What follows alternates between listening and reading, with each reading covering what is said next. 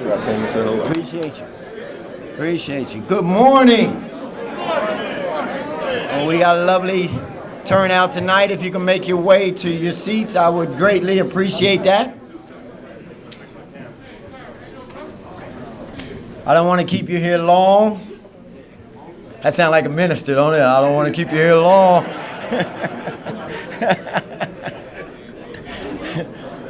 But I am respectful of your time and what you have to do for today. So we will get started with the program. And once again, it's a great turnout, and I truly, truly appreciate it. Appreciate all the young folks that got up and came on out. So we're going to get started, if you don't mind. We're going to get started with the opening prayer. And if I can have Dr. Alexander Gabbin from JMU University in Harrisonburg, Virginia. So if he can come up to the podium. Good morning. Okay. Let us pray. Lord, thou hast been our dwelling place in all generations. Before the mountains were cast forth, or ever thou hadst formed the earth and the sea, from everlasting to everlasting thou art God. Thou turnest man to destruction, and sayest, Return, ye children of men. For 1,000 years in thy sight are as yesterday when it is past, and as a watch in the night. Thou hast carried them away as with a flood. They are as a dream. In the morning they are like grass which groweth up. It groweth up, and it withereth. And in the evening it is cut down, and is cast away. Thou hast set out iniquities before us, thy secret sins in the light of thy countenance. Thou hast set out iniquities before us, and thou knowest the things that we have done. All of our days are passed away in thy wrath. We spend our years as a tale that is told. The days of our years are 70. And if by reason of strength they be fourscore, yet is their strength labor and sorrow, and is soon cut off, and we fly away. Who knoweth the power of thy anger? As it is thy fear, so is thy wrath. So teach us to number our days. Teach us to number our days.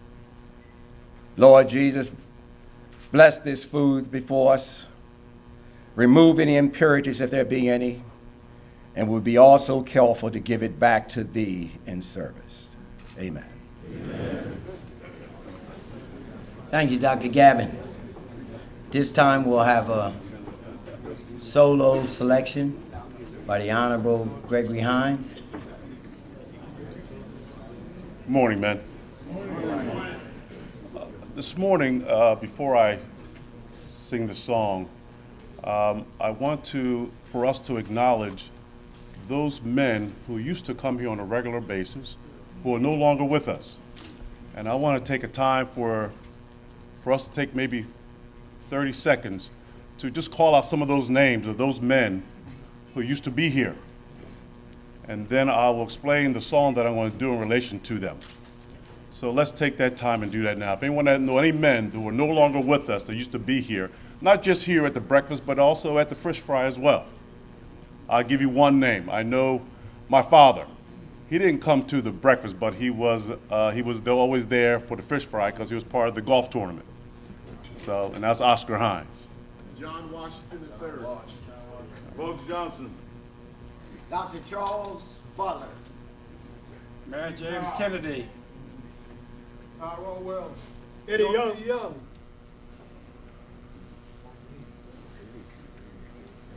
Herb Milburn.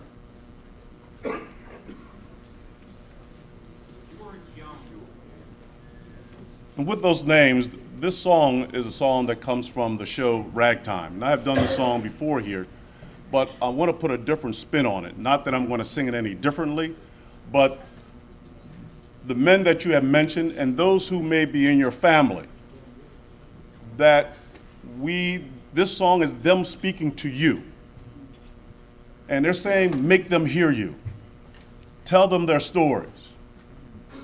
And when you tell the stories about those men and those folks who are part of your life, they are near you when you are speaking to them. And this song, again, is called Make Them Hear You. Go out and tell the story. Let it echo far and wide. Make them hear you. Make them hear you. How justice was our battleground. How justice was denied. Make them hear you. Make them hear you.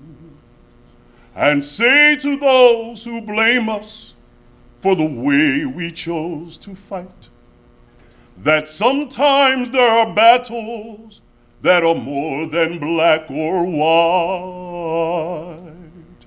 For I could not put down my sword when justice was my right.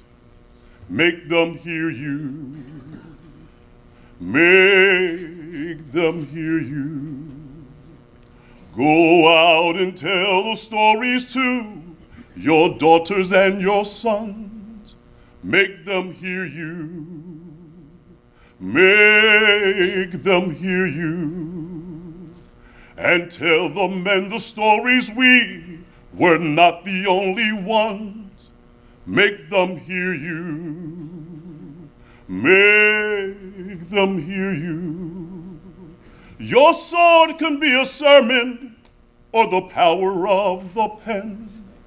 Teach every child to raise their voice, and then, my brothers, then, if justice be demanded by 10 million righteous men, make them hear you. When they hear you, I'll be near you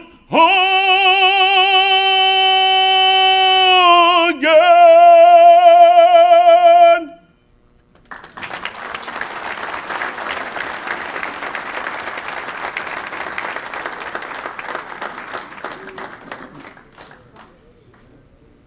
Judge Hines, thank you. I need to recognize the special guest that's in attendance before I go on to Kristian Williamson. I'd like to first recognize our state rep, Reverend Dan Williams. I'd like to recognize our past state rep, Harry Lewis.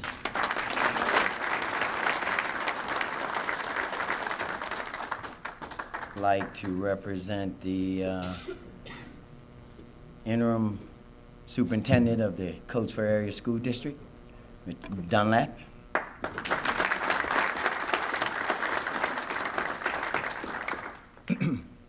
Like to acknowledge all of the ministers that are present. If you could please stand.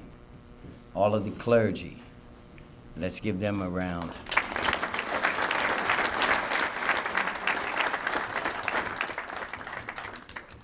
Like to recognize Judge Hines once again. Please stand. Like to recognize Judge Kuhn.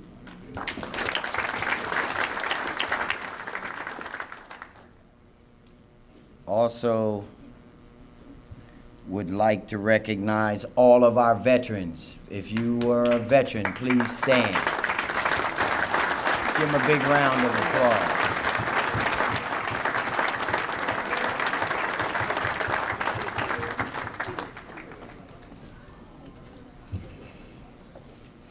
Like to recognize all of our administrators.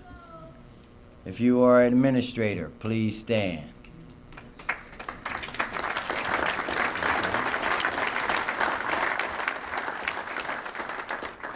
Like to recognize all of our CEOs. of businesses, owners of business. If you would please stand if you own your own business.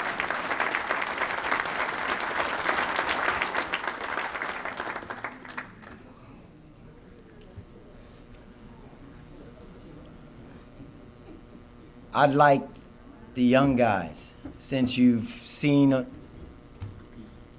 this array of young men standing, you can aspire to be one of those professionals, those that went on to higher education. Those are achievers, and you can do the same. You don't have to look outside of this room for role models, because this room is filled with them. So if you need somebody to talk to, you can get with any of these men that are here, and that's why they're here. We want to give back. We want to show the youth that you can be anything you want to be. So keep your minds focused, set your goals, and you got to work. You got to work hard. At this time, I'd like to bring up Kristian Williamson for a recital. Kristian?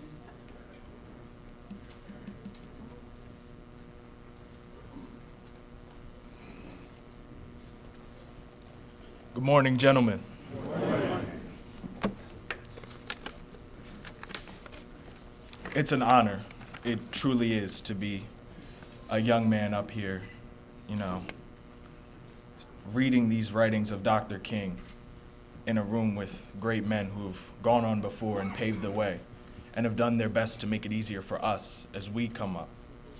So, with that, I'd like to just begin with Dr. King's sermon called Loving Your Enemies, just an excerpt. He says, "Now first let us deal with this question, which is the practical question. How do you go about loving your enemies? I think the first thing is this. In order to love your enemies, you must begin by analyzing yourself. And I'm sure this seems strange to you, that I start out telling you this morning that you love your enemies by beginning with the look at self. It seems to me that this is the first and foremost way to come to an adequate discovery to the how of this situation. Now, I'm aware of the fact that some people will not like you, not because of something that you have done to them, but they just won't like you. I'm quite aware of that. Some people aren't going to like the way that you talk. Some people aren't going to like the way that you walk. Some people aren't going to like you because you can do your job better than they can do theirs. Some people aren't going to like you because other people like you, and because you're popular, and because you're well liked. They aren't going to like you. Some people aren't going to like you because your hair is a little shorter than theirs, or your hair is a little longer than theirs. Some people aren't going to like you because your skin is a little brighter than theirs. And some people aren't going to like you because your skin is a little darker than theirs. So that some people aren't going to like you. They're going to dislike you, not because of something that you've done to them, but because of various jealous reactions and other reactions that are so prevalent in the human race. But after looking at these things and admitting these things, we must face the fact that an individual might dislike us because of something that we've done deep in the past, some personality attribute that we possess, something that we've done deep down in the past and we've forgotten about it, but that it was something that aroused the hate response within the individual. That is why I say, begin with yourself. There might be something within you that arouses the tragic hate response in the other individual. And this is what Jesus means when he said, "How is it that you see the mote in your brother's eye and not see the beam in your own eye?" Or to put it in Moffat's translation, "How is it that you see the splinter in your own eye and in your brother's eye and fail to see the plank in your own eye?" This is one of the tragedies of human nature. So we begin to love our enemies and love those persons that hate us, whether in collective life or individual life, by first looking at ourselves. Thank you very much, gentlemen.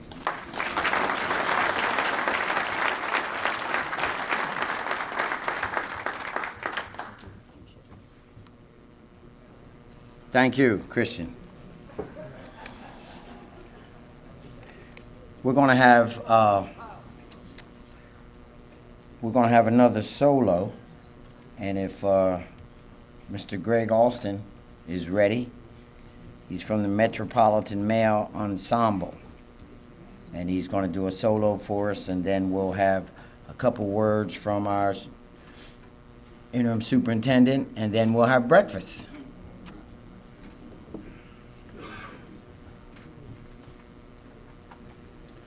Good morning, brothers. Before I get started, I just want to say that I'm a man of many hats, like many of you. And one of the hats I wear is I do a radio show for WVCH called Insight for Inmates. And on my show, I use the Bible to encourage the caretakers of children whose parents are incarcerated to make sure those children don't follow their parents. The recidivism rate in America is 85%. That means if you go to prison one time, you got an 85% chance of going back. God never meant for a man to live in a cage. Now, there's things that you can do about it. There's programs out there to help these children. And the bottom line is this: I don't care if you are a single parent, a single mom with 7 kids by 5 baby daddies. You know one thing's for sure. No child in elementary school should be out on a school night after 6 o'clock. You don't have to have an education to do that. Amen? You know for a fact that no kid goes to school for 6 months and ain't had no homework. That ain't happening. So the bottom line is this: I'm telling you to be the adult in the situation.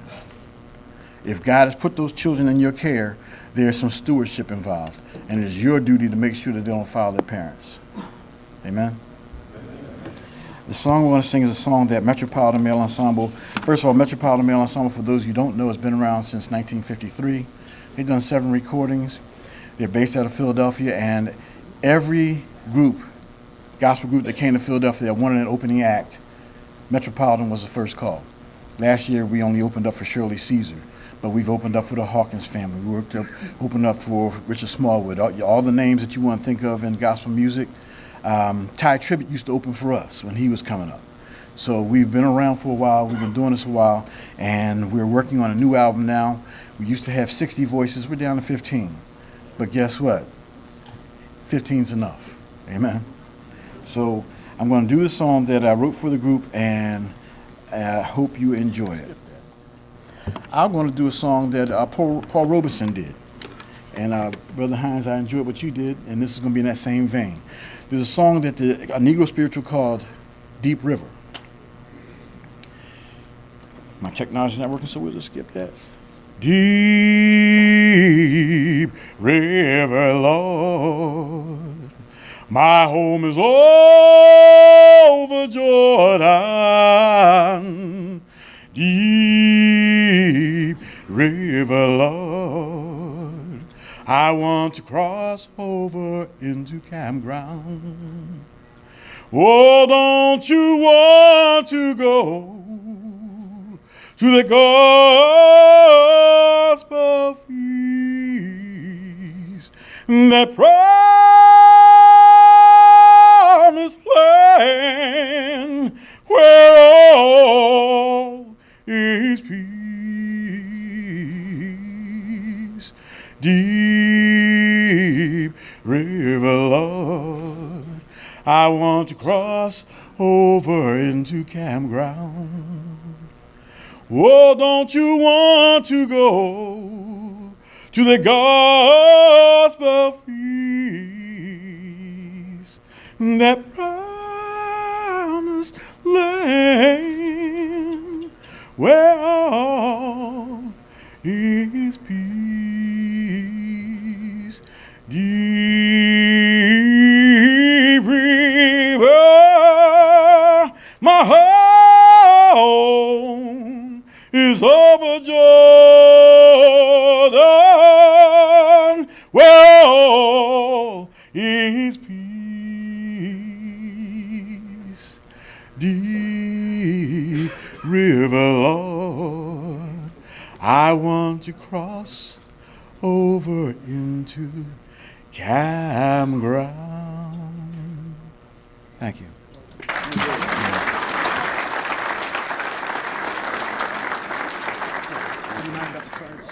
Yes. Thank you. And he has some cards on the table. There's some seats. If you've got some empty seats at your table, please raise your hand. Okay. So, guys, you can come on in and have a seat. Just follow the hand. All right. Thank you. Just before we have breakfast, and we will, after we have a few words from Superintendent Dunlap.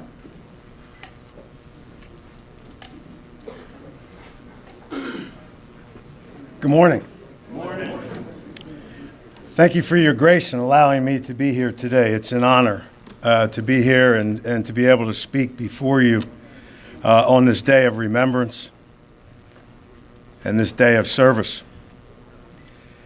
As we begin this next decade, we're urgently working to make important programmatic, academic, financial, and physical changes and improvements to the Coatesville Area School District. And I'm speaking here on behalf of the district and giving you a state of the district as it is right now. Now, I realize a lot of folks here in the audience are from Coatesville, but I also know folks are from Lancaster and Downingtown and other areas of not only this Commonwealth, but this country. And as Chris was speaking up here, his words resonated with me. They resonated about all of us taking a look within and what we need to do, not just in our immediate communities, but across this nation. We have a lot to contend with in Coatesville. And this isn't the first time that this story has been shared. But I know that through hard times, the folks of this community have always prevailed. And I see no difference with where we are right now. This district is filled with caring, dedicated employees, and the community has a great deal of pride in our schools. Please don't misunderstand my words. This is not about parental choice. No one knows their children better than their parents. This is about the rules that make up funding and the regulations that districts, including charter schools, have to abide by. The academic performance of our students is exemplary. Our high school offers 17 different academic advanced placement courses and has helped students earn acceptance into prestigious Ivy League universities and many excellent state and local ones as well. And we offer many strong academic and extracurricular programs and are routinely recognized for the outstanding athletics in the Coatesville Area School District. It is a sense of pride for this community.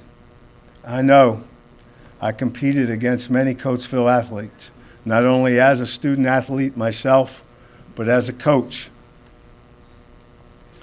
Despite these positives, our district is facing a number of prominent and pressing challenges.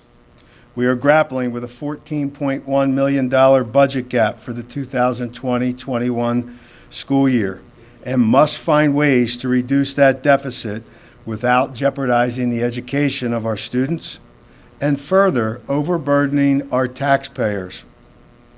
Our school board has committed to not taking any more than the Act 1 exemptions, and instead of limiting increases to no more than our state-mandated Act 1. That tax has not been set yet. It could range anywhere from a 0% to a 3.3%. But our finances are driving our ability to make much-needed programmatic changes. During numerous staff and student focus groups and meeting with our administrators, we have heard and agree that our district must make improvements to special education services, academic programs and supports, school climate and student discipline, facilities, cleanliness, and maintenance. We believe that these areas are critical to our district's success and our future. We are working collaboratively with our faculty to develop a plan to systemically address each of these areas of concern. and we plan to demonstrate and share that plan on the 28th of January. As you may be aware, charter school tuition payments are placing a significant drain on our school district. Some folks get upset because I use words like crisis and drain. They just don't understand what we are faced with. To us, they are words of importance.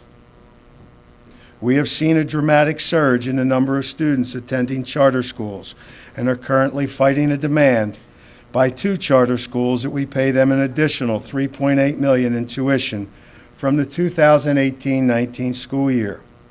We will continue to work to fight to keep local funding in the Coatesville area school district and to strengthen our own school system. As I have spoken with many of our school community members, parents and staff about our current situation, the question I often hear is, how did our district find itself in a financial and operational crisis?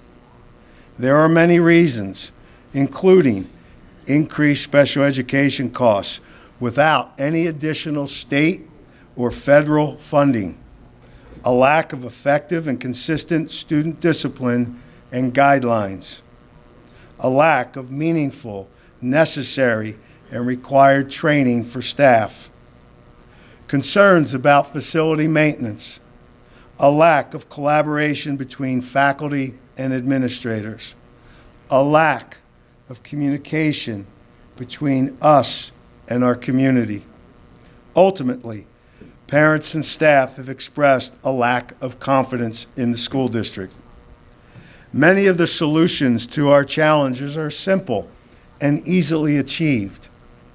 Others are much more complex and require a long-term commitment as well as financial support. My commitment to this school district and the community in which it serves is transparency. As interim superintendent, I've done my best to communicate in as forthright and thorough a manner as possible. In the coming months, I will be sending the community regular updates and information about our path forward. In the meantime, I hope everyone marks their calendar to join us, either in person or live stream on January 28th, as we share this plan to help our community. I am confident that if we continue to work together with an open mind, placing students and families first, we can achieve our ambitious goals. And I appreciate your partnership.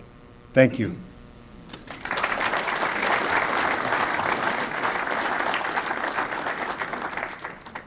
Thank you so much. We tend to listen to a lot of rumors, so I thought it would be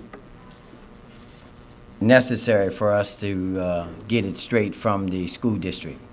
Coatesville will make it. We will continue to prosper. Just got a little bumpy road right now, but we'll be fine. We'll be fine with everybody's help. But I think that you need to be educated on what has been happening, so that way you can get it live and you can get it right from the superintendent. So at this time, we're going to eat because I know you guys ain't had no breakfast. As we do, we will have, one other announcement. For all of the veterans, if you get a minute, I just need you to sign in on this table at your leisure. I need every veteran to sign in at this table, and I'll let you know at the end why we're doing that. But let's have breakfast, and we'll go with the 90+ club. I know we don't be laughing now because I know we got my man up there, Ed Young. Let's give Ed Young a big round of applause. 90.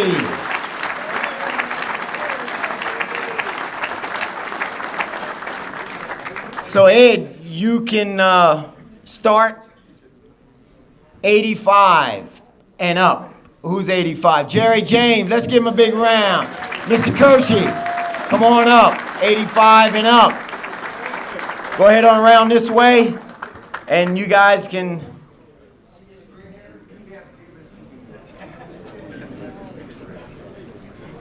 80 to 85, 80-year-olds.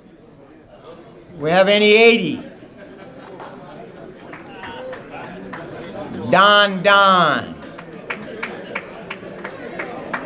75. 75 and up. Whoa, it's a lot of them. Harry Lewis and them. Charlie Bruce. Tucker. Nux. Hey, they up there. You're almost 80, Harry. You should have got up with the 80-year-olds, Harry.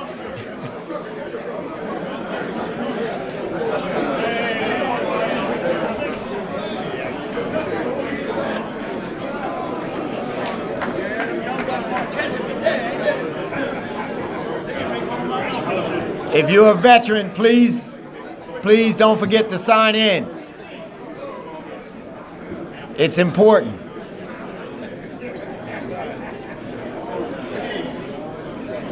'70. It's a lot of 70-year-olds in here. Jimbo and them. 70. Rosie Morgan. Scratch. Boy, I ain't seen Scratch. Oh.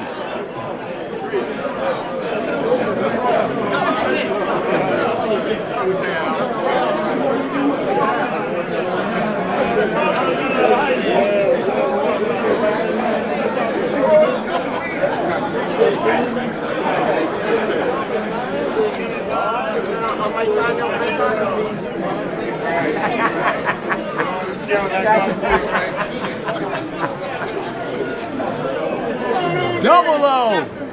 What's happening? How you doing? I've been all right, man. Good to see you, man. Good to see you. Johnny. All right, how you doing, brother? No. Man, when you slide in here? Late. I ain't see you. Look at Cleo. Cleo, you should have been with the 80-year-olds. Oh, yeah. No, this is the sign-in sheet for the veterans. This is the guys that have been in the military. Yeah. Let me see. Let's go with, man, where did I leave off at? 75, 70? Did I say the 70s? 65. 65 and up.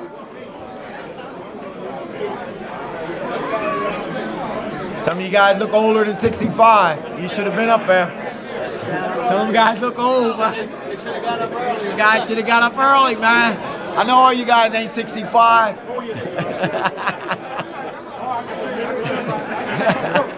All right.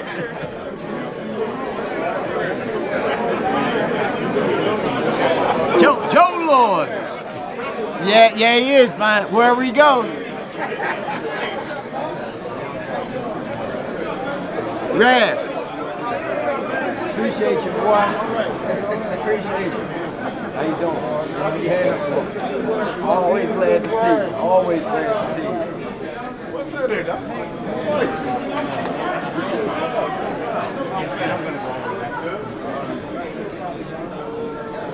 Ventnor must be a young guy. Ventnor, what you waiting on? I know you supposed to be up there. I know. You know, don't be trying to be one of the young guys.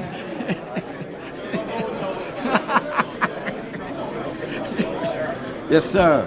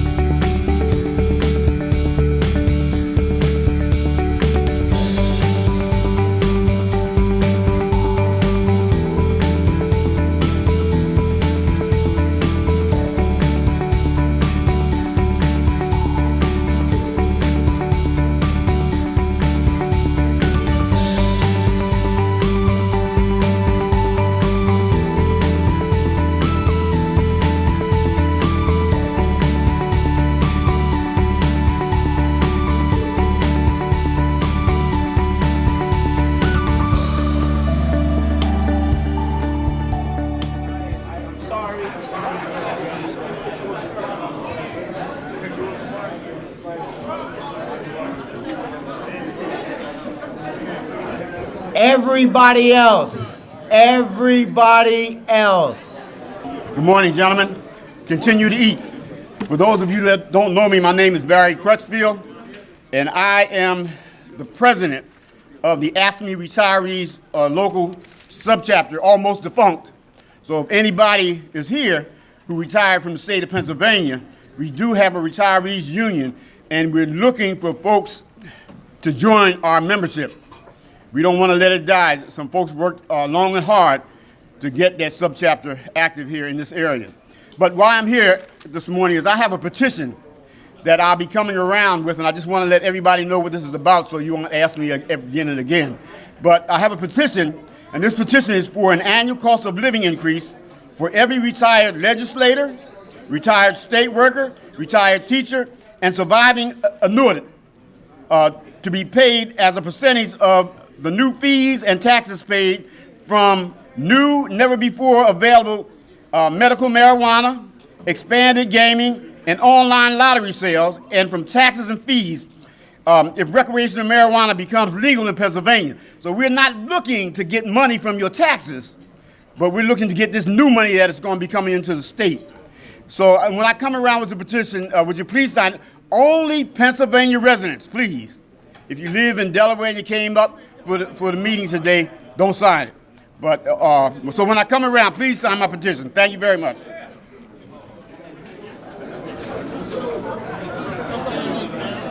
We're going to get started right as soon as you find a seat, guys, please. Thank you.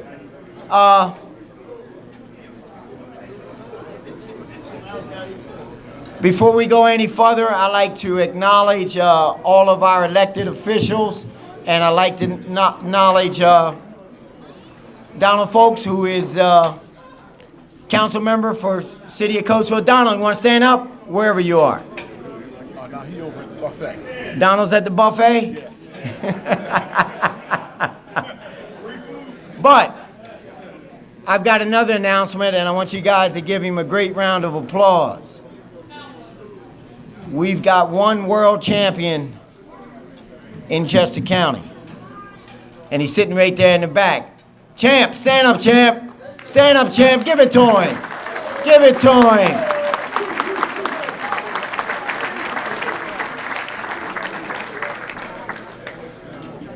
Anyone else that I'm miss? Oh, also like to recognize the Coatesville basketball coach, Mark Turner. You want to stand up, Mark? Mark's the Coatesville basketball coach. And everybody knows our famous football coach. You want to stand up, Coach Atego? Stand up.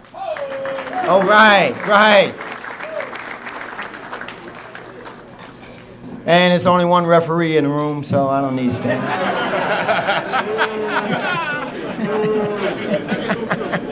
Just figured I'd throw that in there. No. Waterteal's got a quick message to announce, please. So, and then I'll introduce our speaker for his presentation. Walt. Good morning, gentlemen.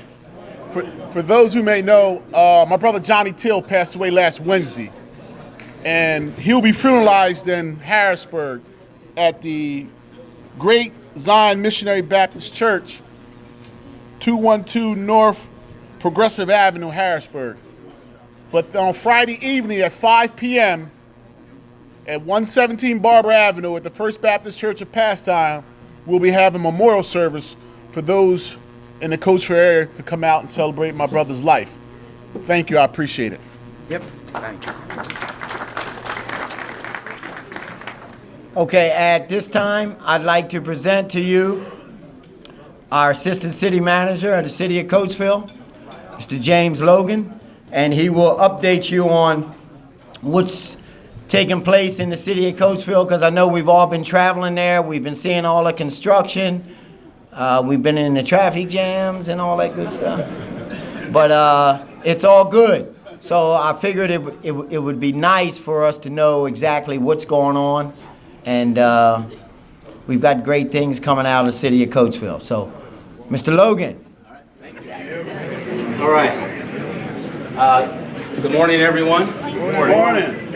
Oh, come on, we can do better than that. Good morning. Good morning. Thank you. My name is James Logan. I'm the Assistant City Manager for the City of Coatesville, the great City of Coatesville. And first, before I get started, I just want to thank Mr. Johnson for allowing me to come out this morning and share with you what's going on in the great City of Coatesville. In addition to that, I've been with the city for about close to 2 years now. But I didn't start in the city of Coatesville. I was born and raised in Oakland, California. And some of you, I heard some people say, whoa. Yeah. Well, Oakland is a good place to be. But the reason why I moved here, one of the reasons why I moved here, my background is in marketing and advertising. I got a job in New York with Scripps, and I landed in the Chester County area in 2000. So I've been here for about 19 years now. And over the 19 years that I've been here, I've worked behind the scenes in the city of Coatesville. I actually started the first Welfare to Work program when CareerLink was in Coatesville.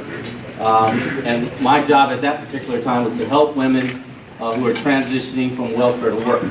So I've done some work in Coatesville, been behind the scenes, had an opportunity in 2018 to step forward, take the role as Assistant City Manager, and I've been loving it ever since. So one of the things I'm going to share with you this morning is about what's going on in Coatesville. And I'm glad I'm able to share this with you because what's going on in Coatesville also went on in Oakland once upon a time. Many of you who have lived here for years, you know that Coatesville has been on the rise due to manufacturing, the steel mill industry, great stores in the downtown district, but you had a booming industry and you had booming communities. And then you had a declining industry because once industry left the city, jobs went out of the city as well. Housing went down, crime went up. And then the county took a look at Coatesville, and with all due respect to some of our officials in the room, Coatesville became a dumping ground. That's what I said, it became a dumping ground. You're right. And a lot of things kind of went haywire. Not only were the residents of Coatesville kind of bombarded with outsiders, but even the local government didn't know what to do. So nonprofits started to pop up. A lot of community services, which were much needed, began to pop up, but it did not really help the infrastructure of the community. Fast forward to today, the community is rising. Where's Fonz at? Fonz, raise your hand. Oh. Coatesville rising? You know it. All right. The city is rising, the community is rising. One of the things that the city is doing, and I just want to make this very clear, the city is making a very positive effort to revitalize this community. There's been a lot of talk around that says our city leaders, I'm glad to see Councilman folks here today, saying that our city leaders has a plan to displace people. We do not have a plan to displace anyone. We know that gentrification may happen, we don't know. A lot of folks are assuming that the Opportunity Zone is going to create this gentrification. The Opportunity Zone was just launched less than a year and a half ago. So we don't know, unless you have a crystal ball, no one knows what's going to happen. I will tell you this, the train station, SEPTA has made a commitment to come back to Coatesville, and that's a good thing. Yes. Now, here's what's going to happen when the train station comes back to Coatesville, or when SEPTA comes back to Coatesville. It's not only going to bring in jobs, but it's going to bring people into this community, or the community of Coatesville, that want to get the flavor of Coatesville. I'll say it again, they want to get the flavor of Coatesville. It happened in Oakland, it's happening in Oakland. There are so many people that are flocking to the Bay Area because of the same charm, urban grittiness, the passion that Coatesvillians have. The same everything. So we're going to make it happen in Coatesville. Coatesville is definitely on the rise. One of the things, if you didn't know, or if you weren't around last year, we had a very successful Unity Day, followed by Sounds of Summer, Jazz Festival. I see Mr. Bookman over in the corner. Put down that pork. But Mr. Bookman helped me put together a great Unity Day, and there's some other volunteers in the room that did that, as well as Mondre Boggs and our city leaders, our council members. But the city is coming back. A young man by the name of Jose Colon, who's not here. He opened up, it's called American Finest Tire Store. I think he's like all of 24, 25 years old. So if there are some young men out here that are aspiring to be entrepreneurs, you can do it here in Coatesville. As a matter of fact, I would love for you to open up a business here in Coatesville. In addition to that, Coatesville has a new brand that we're working on, Gateway of Opportunity.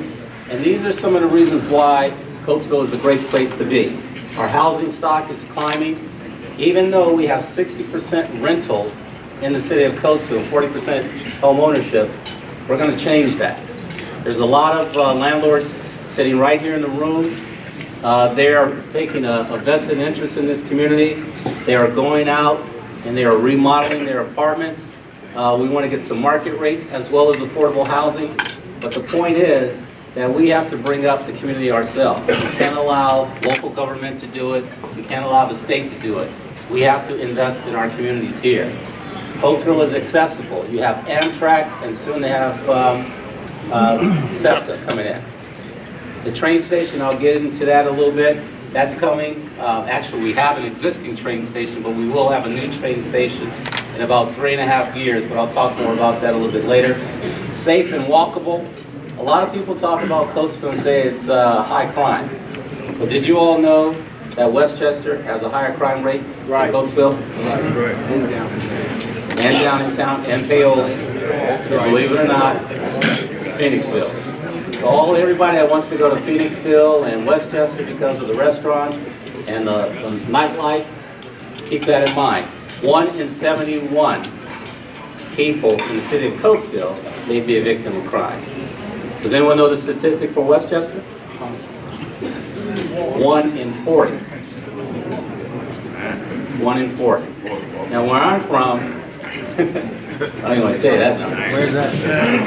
In Oakland, it's 1 out of 15. Oakland is the sixth highest city in the country with the crime rate. But we also have over 480,000 people here. In addition to great things here in Coatesville, affordability. You have rental apartments that are great. You have housing that's great. You can buy a house here still for 70 grand up to $200,000, $300,000, depending on what you do to it and where it's located.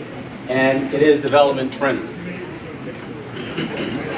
Now, we've been talking about the Opportunity Zone. You've heard a lot of buzz about it. Derek Morgan's been in town recently. He has a project on the flats right now. He's going to be looking to put in a sports center and a performing arts center.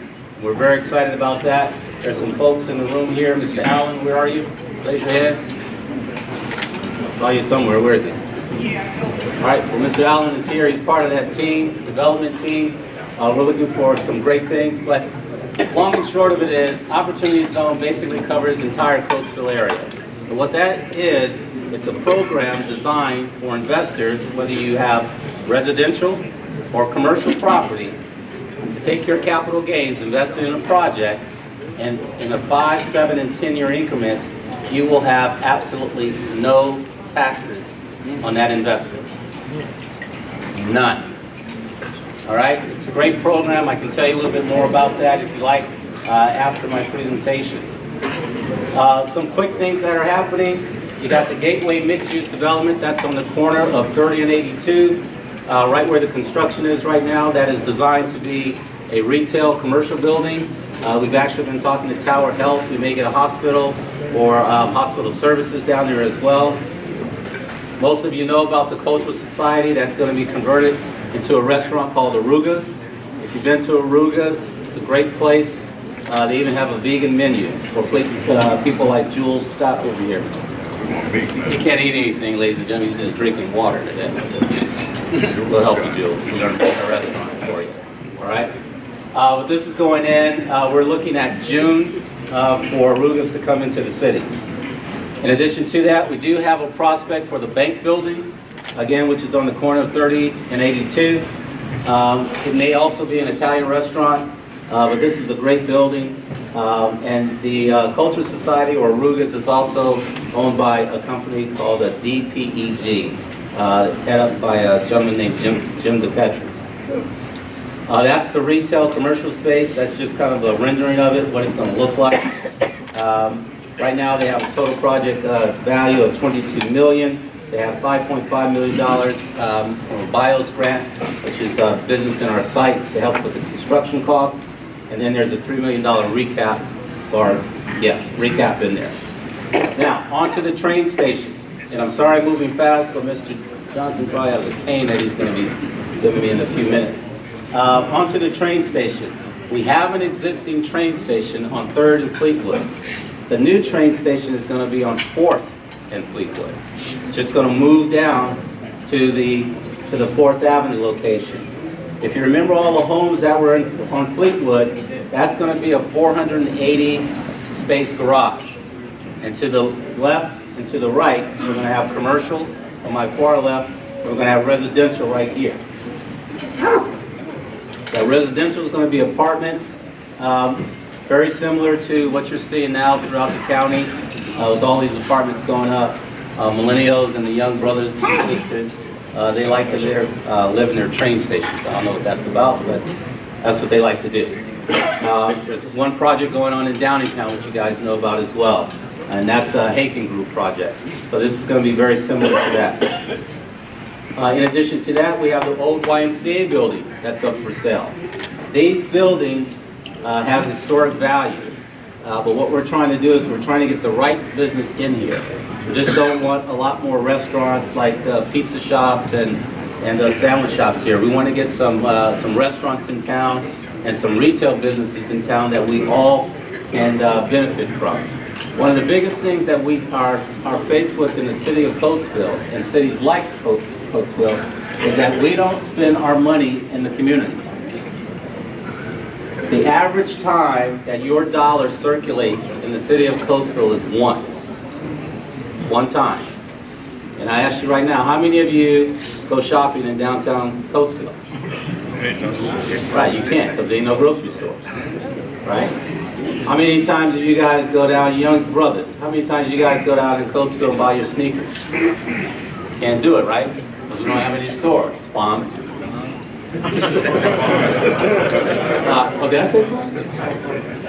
But the point is, our money is not staying in our community. Everyone in this room, we have good jobs, but we don't even spend our money in our own communities. Our money is spent outside, and that does not help the community. So we have to look for businesses that we can spend our money and keep our money in this community here. And we hope to attract, whether you're an entrepreneur or a store owner, you're looking for a pop-up, we're hoping to attract those types of businesses here in Coatesville. Another project that's going on is the Breaker Track. Right above, I always get it mixed up. Millview? What's that? Millview? So that track, we have a prospect that's going to develop a residential area there. That's going to be very helpful for the community, Coatesville. And just December 31st, we have our first female-owned business that will be opening up her business called In Solutions. She took the building right at it's 190 West Lincoln Highway. You guys remember the old Geo Parson building? Right across the street from the flats? Well, that's now going to be a light manufacturing company. She produces a product called the Leak Alert. And basically the Leak Alert, it's not for commercial use right now or residential use right now. She's basically putting in large hotels and large construction sites. It will monitor your water tanks. If you happen to have a leak in your water or in your rentals, this particular device will alert you to it via your phone or your smartphone, or any device that you have, and it'll tell you what's happening with the particular flood that you may be having. A couple of other projects that are going on. You guys saw the big sign there, Midway Arts Building. This gentleman is from Philadelphia. His name is Mark Sherman. He came in. He started out with 2 tenants early last year. Now he has 20. This is kind of a mixed-use building. He will build it out for you. So if you guys, creative guys in this room, whether you are caterers, whether you are handymen, you do great things, whether you're artists, this is probably a great space for you there. 82 intersection, we are working on that. I know it's been a lot of congestion. We had a little incident with PICO. We did some digging, or we didn't. Digging was done, and we hit a line, electrical line that was supposed to be about 2 feet in the ground. We found out that was 9 inches in the ground. Wow. So we had to stop everything because, of course, that would have caused some really chaos if we would have hit that. And so everything had to be shut down, and we're going to resume construction and completion of this early spring. We're very excited about that. And that's going to straighten everything out there, and of course, this is the gateway project that's going on over there. More projects on the way. There's a gentleman by the name of Charles Green. He works for Second Century Alliance. He is the new downtown district manager.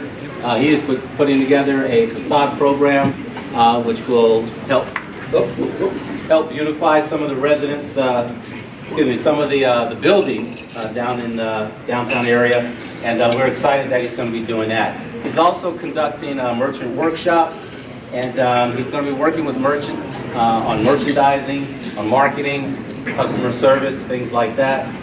So when people go into these restaurants, they're going to want to stay there and have a good meal and spend their money there and come back. If you didn't know, last year we passed a food truck ordinance.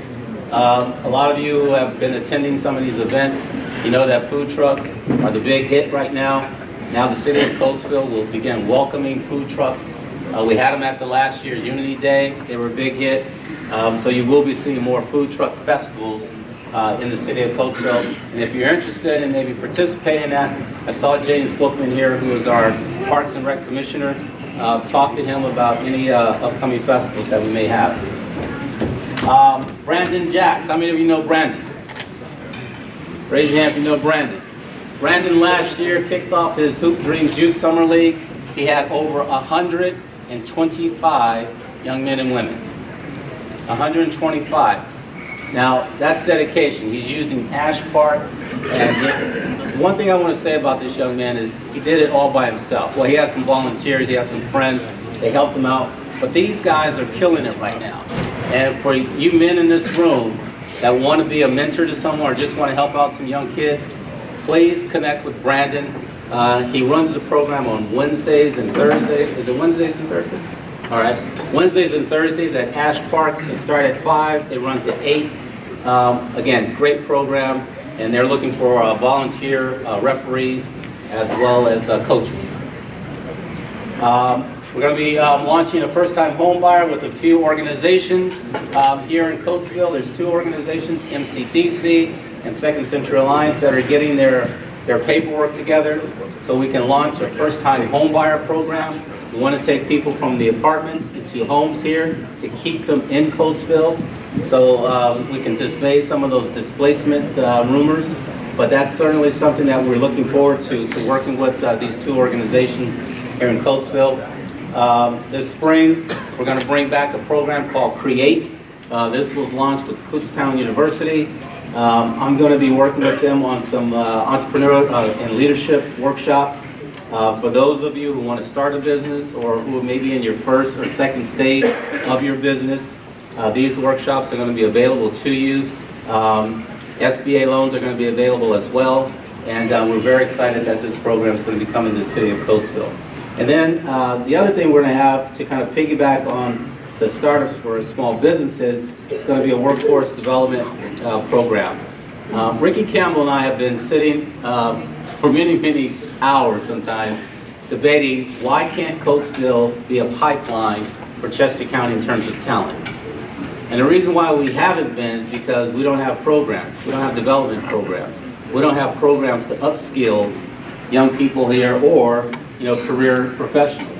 So we're going to bring a program here. And we're going to work with the school district, we're going to work with entrepreneurs, local businesses, and we're going to upskill people who are making $8, $9, $10 an hour, upskill them so they can make $10, $12, $15 an hour. We want to be a home of a pipeline or a talent pipeline for this region. And that's something we can definitely do. We're going to have a roundtable meeting about a week from now, working with the Economic Development Council that has 5 industry partnerships. They want to come to the table. They're very interested. How many of you know Greg Beatrey? Love him or like him. Greg has hired a lot of people from the city of Coatesville. He's on board with this particular program and idea, and we're very excited that we're going to get his participation as well. Hopefully in June, you guys are going to have an outdoor fitness center in Abdullah Park. I see C over there, he's salivating. Yeah, we're going to get this in there for you. It's just not for Bill, but definitely this is something, if you see C out there, I know that you're out every summer over at the tennis court. Well, now hopefully you can bring a lot of people over here. This is a 38 by 38 outdoor fitness center. It has bars, jump boxes, everything. We're going to get a lot of our local businesses to sponsor this. And again, this is not just for the young, it's also for the seniors and for the old. So we're looking to do some great things to keep our health and safety in Coatesville. And that's about it. As I said, Coatesville is rising. We have a lot of positive things going on. You know, again, being from another place and being here for 19 years, I know this can be done. One of the things that we have to do is just pull it all together. We have to kind of, you know, put our heads down, work together, and just kind of, you know, put all those rumors aside. If you ever want to know what's going on, my door is open. The office, of course, at City Hall is open for you. I'm always willing to talk and tell you what's going on in this great city. Before I close, I just want to say a few things on a personal note. Since I've been in this position, there's been a number of you that have helped me along the way, and I just want to say, not just on this day, but every day, I'm grateful for you coming into my life. Mr. Johnson, thank you. Mr. Folks, Fonz, I see, where is it? Raise your hand, Harley. There you are, back there. Mr. Norris is over here somewhere. Sorry, Mr. Norris is over here somewhere. But there's a lot of you in this room, and I apologize if I missed you. Ricky Campbell, Representative Williams. But I just want to say at the bottom of my heart, thank you for allowing me to come to the city. Thank you for allowing me to share some of my dreams and ideas. And together I know we can make this happen. And the last thing, if you're sitting next to someone that invited you here, shake their hand and say thank you for inviting me here today. Thanks very much.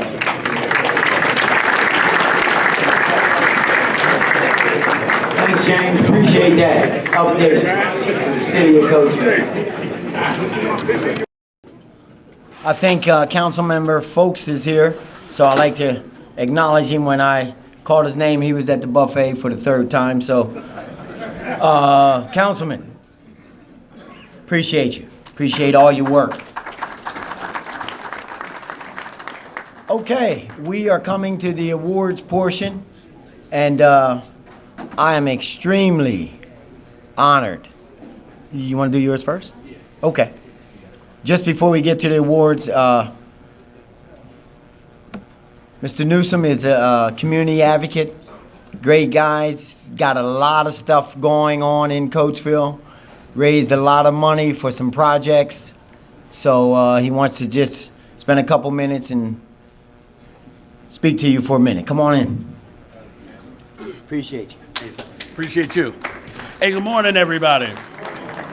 First, I want to say I'm real happy to be here. And before I even say anything, I want to acknowledge 2 people that are members of Movement Community Development Corporation, which we call MCDC.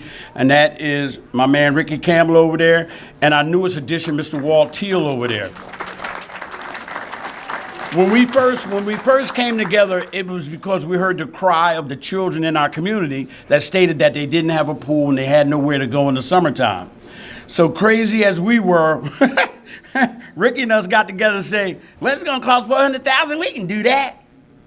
So we got together with some females in our community, and we went out with some empty jars and sat on in the parks, put them in stores, and today, glory be to God, we went from 0 to now we have over $225,000 towards our pool. We can't stop and we won't stop.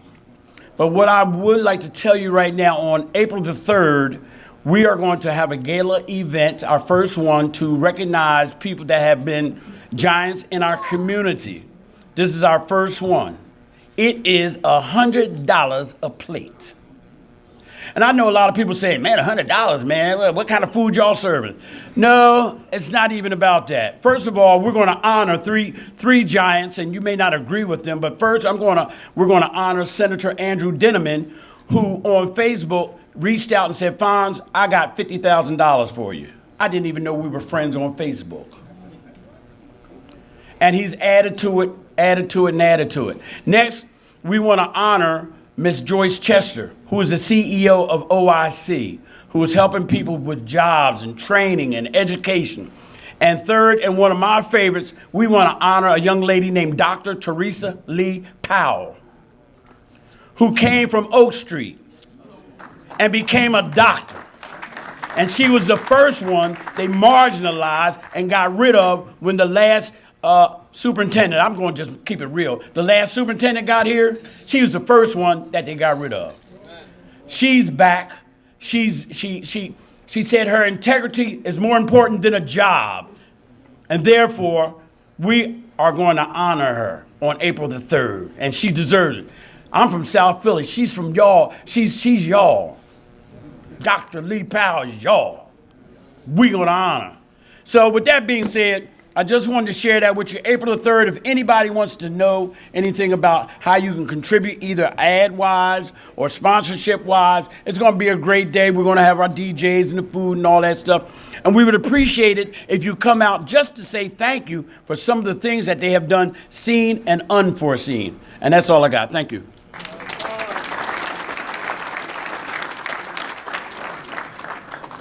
Appreciate that. And indeed, Dr. Powell is from Coatesville. Indeed, and we respect her and we love her.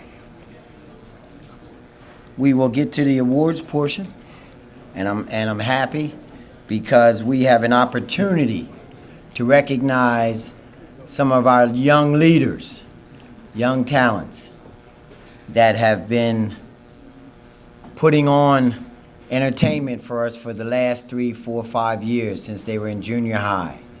And we followed this particular group all the way through high school. And they are going to major universities. And I'm so proud of them and what they represent, and they represent Coatesville. And I couldn't think of a better audience for us to make this presentation to them. Let them know that we have been supporting them. We will continue to support them during their journey. And that means we will come and we will see them perform athletically. And if by chance they may need something financially, we will pledge that we will definitely help them out. So to do that, I want to call Coach Henry up first, if he doesn't mind, so he can do the first presentation. And we've got 5 presentations, so bear with us. And we'll also get a photo, and if there's any family members here that want to come up and take a photo with them, please do so. Okay, good morning. Good morning. Coach Henry, head coach of the track and field program. Sue forgot about me, called me New Year's Eve, told me to come here, and then forgot to, mention that. So, Coach Henry, head coach of the track and field program, so definitely glad to be here. When he gave me the call and told me that I had the opportunity to honor this young man, Ricky Ortega, it was funny because I can remember when he was born, and when I was in Lancaster, coaching at McCaskey, teaching at McCaskey in the elementary school system. And it seems like, maybe not yesterday, but a few weeks ago, and now we're here and honoring him as a high school senior, and he's getting ready to go off to college. When I think of Ricky, and I got the opportunity to be one of his coaches in football and be one of his coaches in track and field, and as the saying goes, talent definitely makes you a better coach. And I just think of toughness, he's committed, and he's a winner.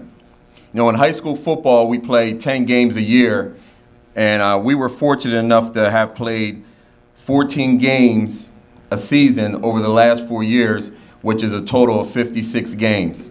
Ricky started in 55 of those 56 games, and with our style of play and how much he had to run of the ball and the beating he took at times is very impressive. You know, they say in football that the best ability is availability, and that's what Ricky definitely was. He was always available and ready to go. You know, I think of the time when he made that great touchdown pass his sophomore year to Dupree, who we'll be hearing about a little later, when he was had to stay in the pocket, which guys usually like to run, especially at the high school level, and he got hit square in the face and still made the play for a touchdown. I think of when the Downingtown West game, the first one, when he scored a touchdown, or no, he got hit, and if there was a blue tent like they have in the NFL, he definitely would have been in the blue tent, but he shook it off. Next thing you know, 2 plays later, he made a 50-yard run. I think of him being mentally tough, dealing with the pressure of playing with his father and all the expectations the program has had over the last 4 years of trying to, you know, bringing home championships. I think of his foot injury, which you'll see that he just had to get some work done, and how he sucked it up and played when most young men, especially at this age, in the position that he was in where he had already had a scholarship locked up, would have called it quits. A lot of guys didn't know he really played on one foot. He had a steel plate in his shoe, and he still figured out a way how to get it done, and he couldn't even bend his foot. So things like that go unforeseen, and people don't know, but those are the insides of the toughness that Ricky Ortega brings to the table. When I talk about committed, you know, to be a champion, you can't be a champion on game day. You have to be a champion every day. And you have to be prepared to be a champion every day. He's a champion in the classroom, 3.85 grade point average. He has work ethic. He sacrificed being on the basketball team last year and decided to join indoor track, not because he wanted to be a top flight sprinter, but he knew he needed to gain one more step or two, because him and Dupree were going to have to carry the load early on until our young guys kind of followed suit. He constantly worked on his craft, looking at film, practicing on Saturdays, Fridays, Saturdays, Sundays, February, March, when most people may have been home watching TV. So for that, I just say I appreciate everything he has done. And last but not least, he's a winner and he's a playmaker.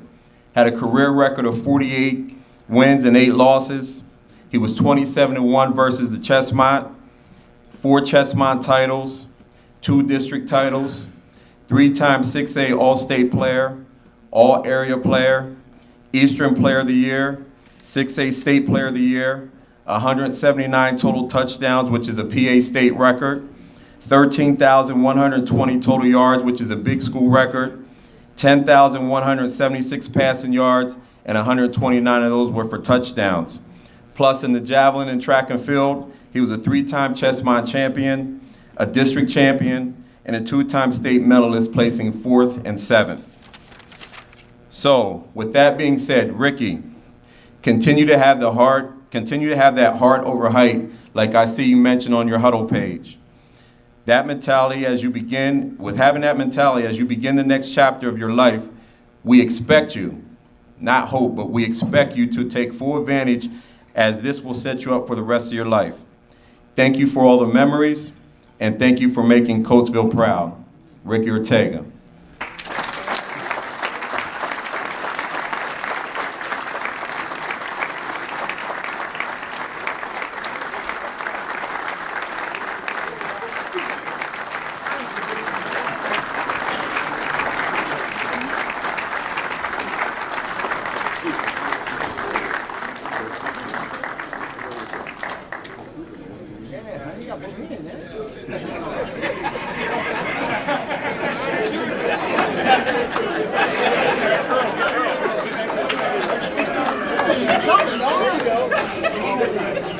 there you go.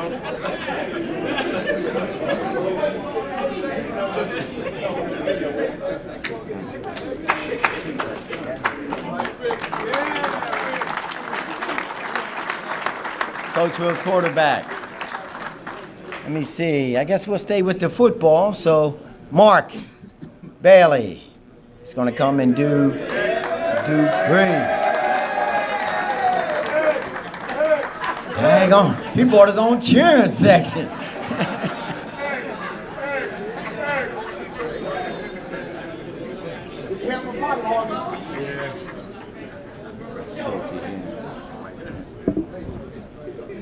Good morning, everyone. As one of the first things I learned when I became a Mason was always be ready. I wasn't really supposed to present to this young man, but Soup asked me if I would pinch hit, and thus that's what I'm doing. So, Dupree Bryant, I believe everyone in the room knows of him, about him, have watched him, enjoyed his talent from the middle schools on up to the high school. But one of the things that most impressed me about this young man is his quiet leadership. Quiet leadership. One of the first things I told Coach Turner when he first came to Coatesville, he was a little worried that we didn't seem to have a leader. And I assured him, once football was over and Dupree came on the scene, you will see who your leader is because he leads by example. And as soon as this young man showed up, Coach Turner grabbed me and said, I see what you mean. Dupree is very quiet, very unassuming. He reminds me of a guy that I played with and grew up with, and that was Able Joe. And everyone here knows about Able Joe. And what I'll say about Dupree is he wasn't 6'2", 6'3" like A.B., but he was just as strong, just as talented, and no matter what he does, he excels in. And to the young guys that I'm coaching on the JV team for Coatesville that cheer for me, you have to understand, Dupree's whole high school career, he's never been academically ineligible to participate. And you guys should understand that because he's great in the classroom, just like Ricky. Ricky and Dupree are good friends. They grew up playing basketball together, playing basketball, football, and that's what makes them so competitive because they understood one thing first and their parents taught them one thing. Be a student athlete, not an athletic student. So I don't have all the numbers of Dupree, but I don't think you need it. Dupree speaks for himself, and his talent speaks for himself. And I'm glad that Earl and the group selected to honor Dupree, and we'll be supporting him and Ricky at Villanova as they go on with their collegiate careers. So with that, I'd like to bring up Dupree Bryant.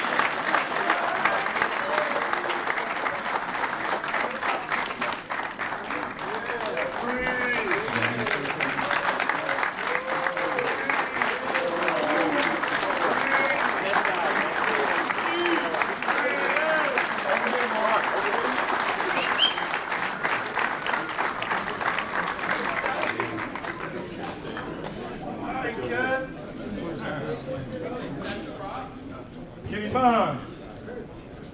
Come on. This is Kenny's grandson. I'll let you guys get mine first.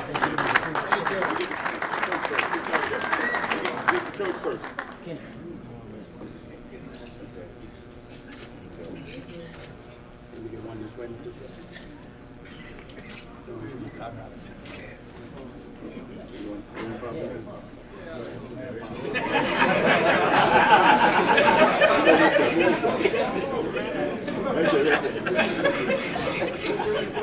pop up. Blessing, brother. Good time. Here we go. Okay. Thank you. By the way, this is one of my great-grands. His father was they won a state championship. Maurice Bryant, they call him Reese. That's his father. Let me get the two of you to pop up. You and your grandson. Pop up. Come on, move it. Go ahead, Papa. Go ahead, Papa.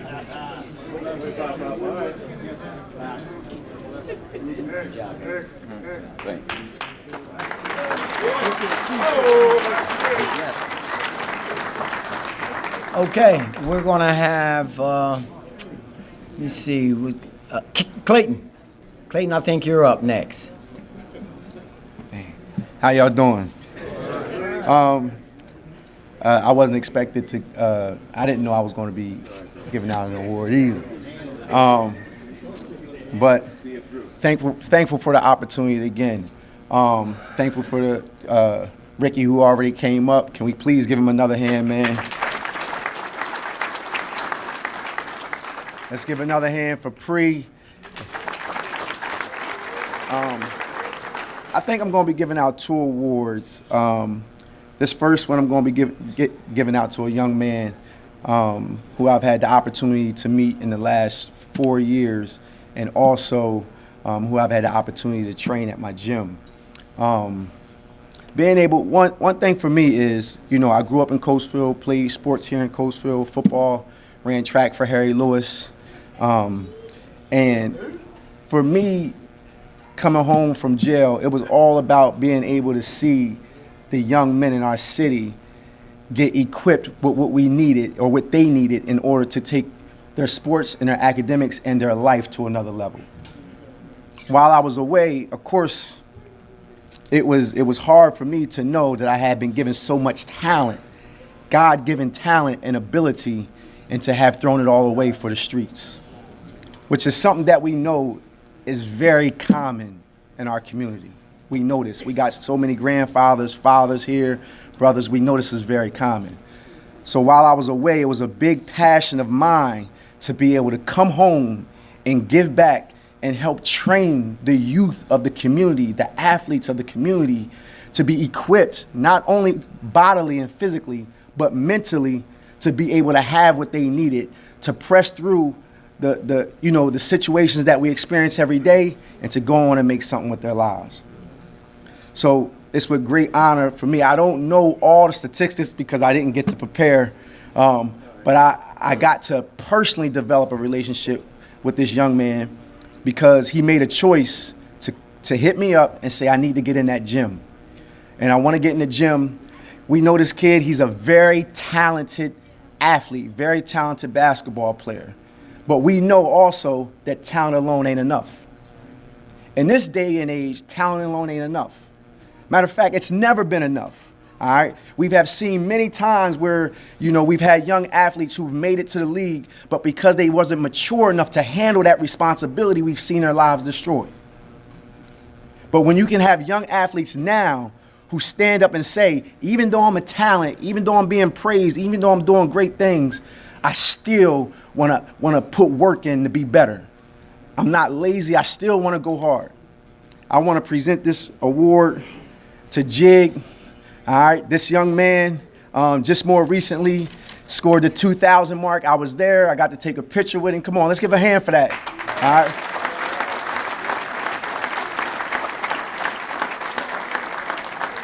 Hey, Jig, real quick before you come up, man, I really do apologize because I know I would have slayed this if I knew I had you. I would have made sure that I had all your statistics and everything right for this. I apologize. But we know, everybody in this room knows about this young man and what this man has contributed to the Coatesville basketball team in the last 4 years. 4-year starter on the basketball team. All right, he's about, I think, like Brandon, I think you said like 60 points away from getting the boys scoring title, like 60 points away right now. I don't know, correct me if I'm wrong. How many? 60 points? All right, 60 points away. But I want y'all to all stand up and give a big hand as I honor this man, this young man right here. Come on up, Jake.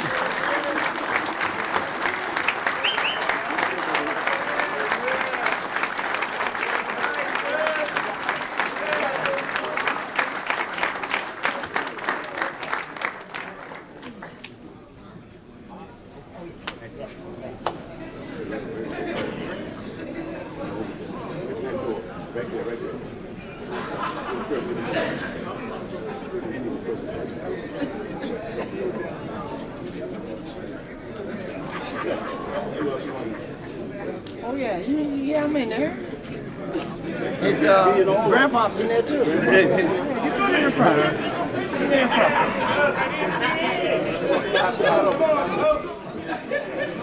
Thank you. Come on, coach. There we go.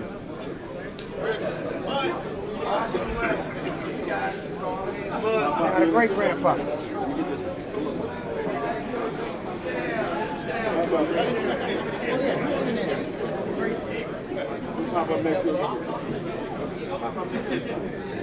Back up.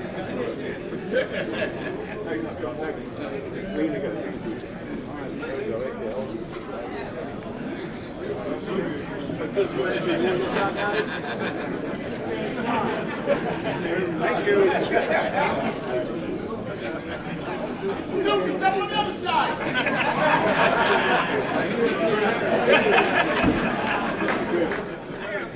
All right, all right. Come on, let's give Jig and his family another hand also.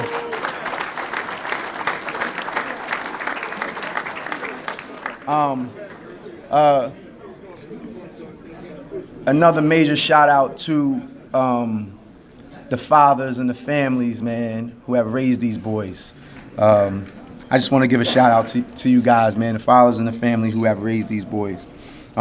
This next young man, I grew up with his father. I went to school with his father. And his father was a very passionate basketball player. I mean, always on the court, always pushing me. I wasn't a big-time basketball player, but his father was somebody who always was like pushing me to be a better basketball player. In the time that I've been home, I've had the opportunity to watch all these young guys play. I've been to this young man's games, about 5 of his games, and what I've noticed about him is really seeing his father in him, his passion that his father had when I played with his father. This kid goes hard, man, goes hard. And you know, when I got up here, he was the first kid I seen out there, and I said something to him because I didn't get an opportunity to train with him or to do anything with him. But I said something to him as soon as I seen him. I said, man, I'm proud of you. I'm proud of you. If you ever get an opportunity to see any of these young men, any of them, pull them up and just tell them how proud of them you are. Proud of them. I mean, like I said, we know a lot of the statistics, man. We know a lot of the things that can go wrong. You know, we know a lot of the problems, you know, that can happen, that can, you know what I'm saying, can hinder the growth of these young men. But these young men are putting in work, earning full scholarships to great schools, and looking forward to going on to putting themselves in a position to go to the NBA. And this is another young man who I was there when he hit his 2,000 mark, and proud of him and happy for him. I want to bring Deuce up. All right, come on, let's stand and give another round of applause for Deuce Turner, baby.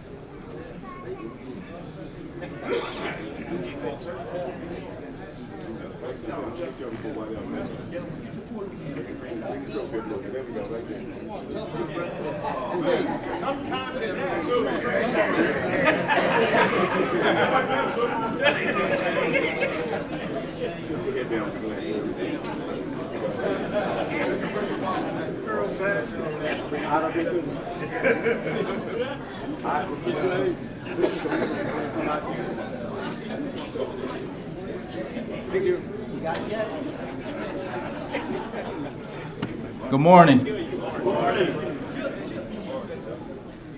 All right. So this next honoree I'm going to introduce is an outstanding four-star basketball player.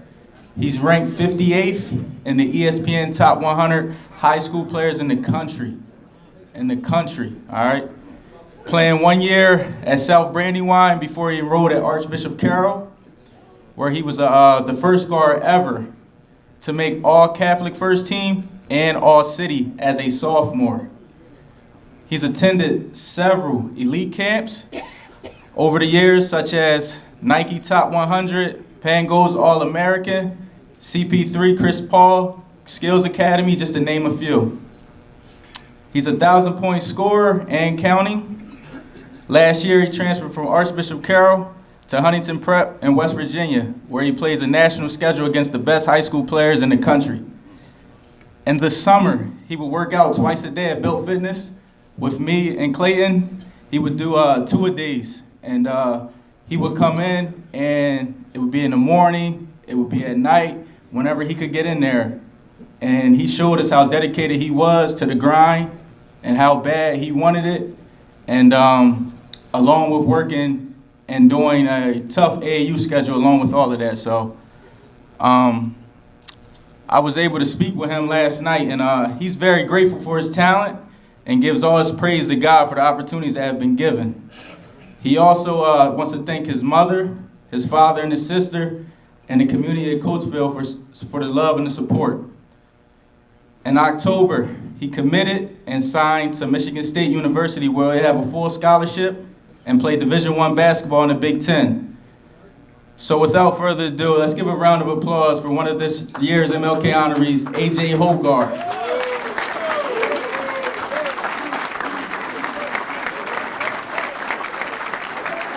AJ couldn't be here with us today because he's down in school in West Virginia. But on his behalf today, his father's here, Anthony Hogard. He's going to accept the award on his behalf.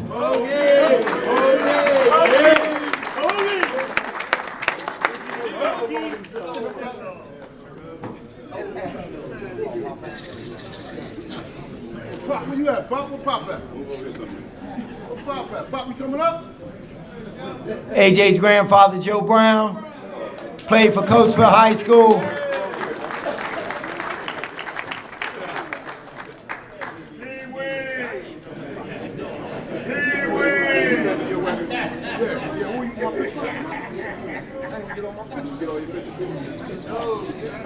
Tighten up, man. Tighten up.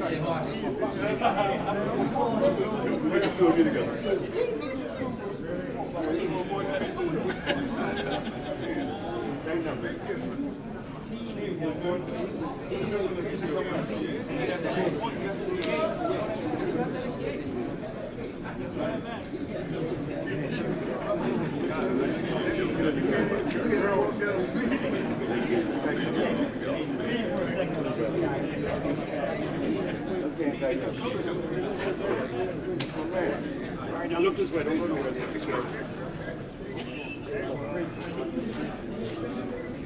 Thank you.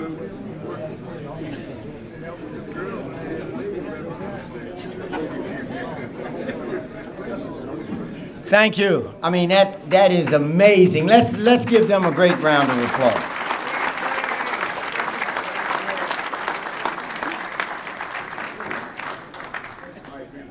I want you guys to get out of here thinking that I wasn't prepared. I had one of the presentees called me this morning with an emergency, and he's at the hospital all day. So I think it had something to do with his son, and he was going to be the presenter. But as I've always said, and this goes out to all the young people, you always have to be ready. You never know. So you make sure you're ready. That's why you go to school. That's why you go to high school. That's why you go to college.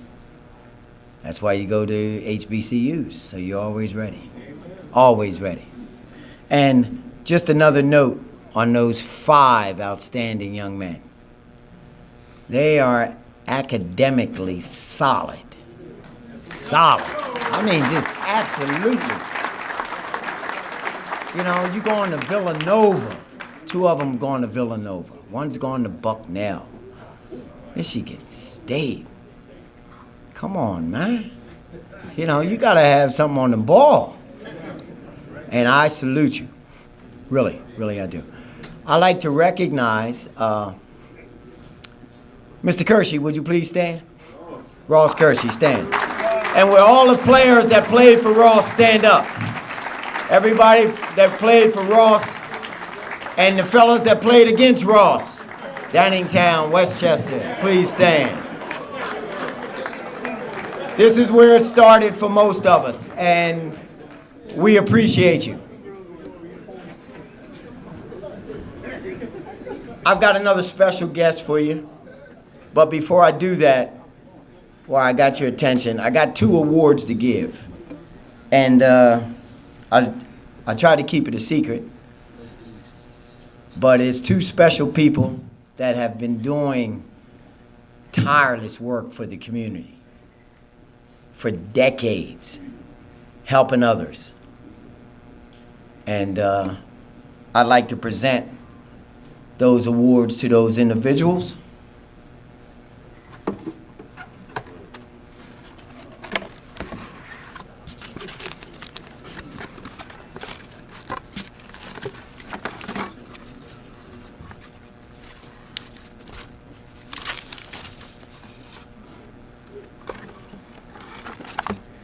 And it reads as such. MLK Breakfast Award, Community Service, 2020. For your endless devotion, sincere compassion, and special showing of humanity. Thank you for being a great role model, entrepreneur, youth sponsor, and community planner of special events. And this goes to Nate Bookman. So if Nate Bookman can come up.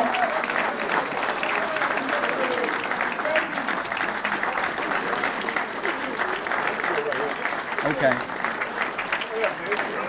And everybody knows what Nate does. But Nate needs to get something from us, from the community, for what he does and what he has been doing. Oh, since the 60s. I mean, Nate's probably about 30, 35 years older than me.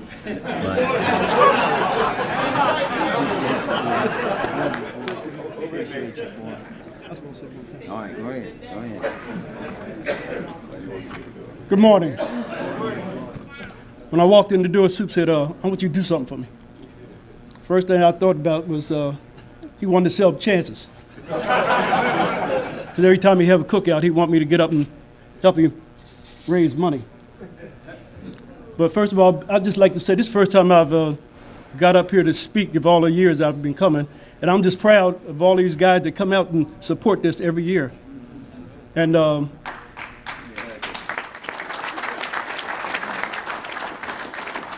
as far as being an entrepreneur, I'm just so proud of the barbers and the beautician that came through me, because 90% of them came in my barbershop, and most of them are doing very well these days in the community right now. And I'd just like to say thank you to all my beauticians and barbers that came through me, and thank you for this award.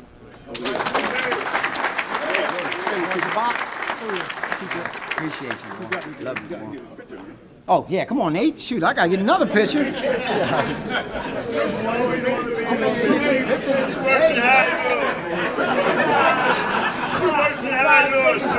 Worse than high lows? I don't know.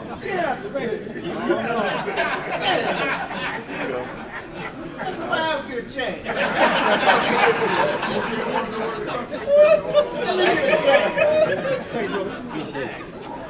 Every picture. I got to be in every picture. Got to be. I can't think of nobody else that should be in every picture. Now, this next award, and I mean, Nate's been doing stuff for the community ever since I can remember, with the marching unit, with helping with the parades, with just everything. This next award reads as such: MLK Breakfast Award, Community Service, 2020, presented to for your endless devotion, sincere compassion, and special showing of humanity. Thank you for being a great role model to our youth and for planning activities for our community that promotes community togetherness. And this goes to Arnold Hammond.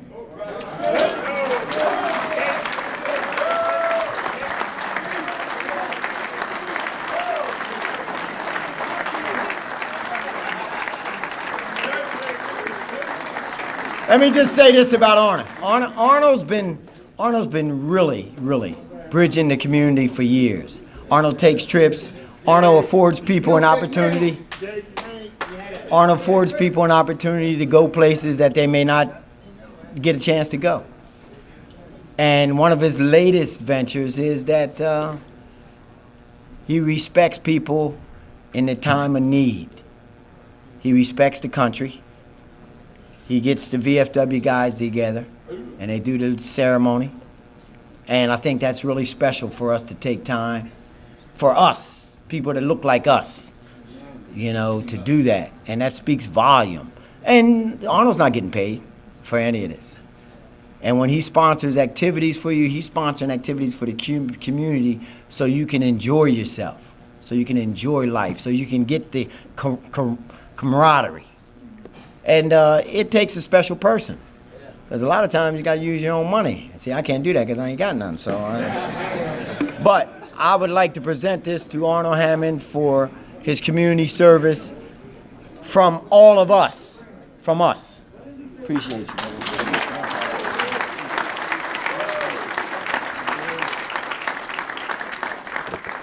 Good morning, my brothers. First and foremost, we are gathered today to honor the man, the legend, our hero, Dr. Martin Luther King. That's the main reason for today. It's an honor to be recognized by all, and I really do appreciate it. Last night, in between the games, my son called me and asked me if I was coming to the breakfast. I said, I'll be a little late because I have a doctor's appointment. And then he went on to say that Soup says he has something for you to do. And my response was, why in the hell didn't he tell me? and my son just let that be.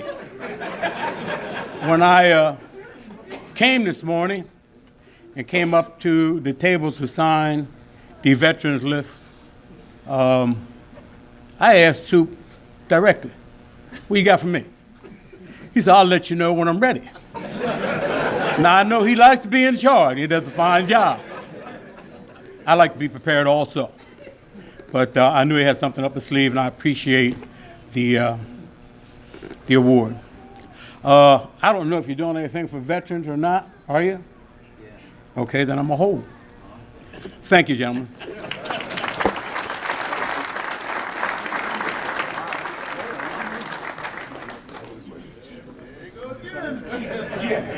Arnold.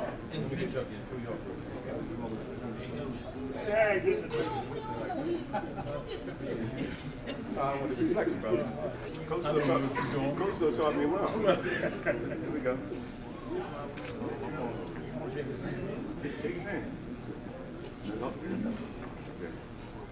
Lean a little closer. Lean a little closer.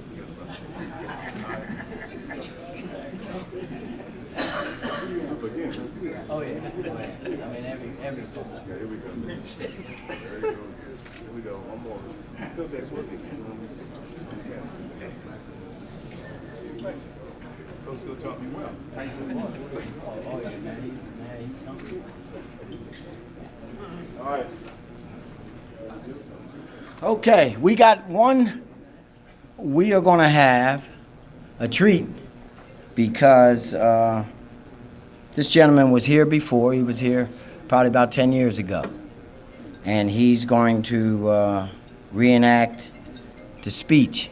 But before he does, I just want a gentleman that Harry Lewis and I met.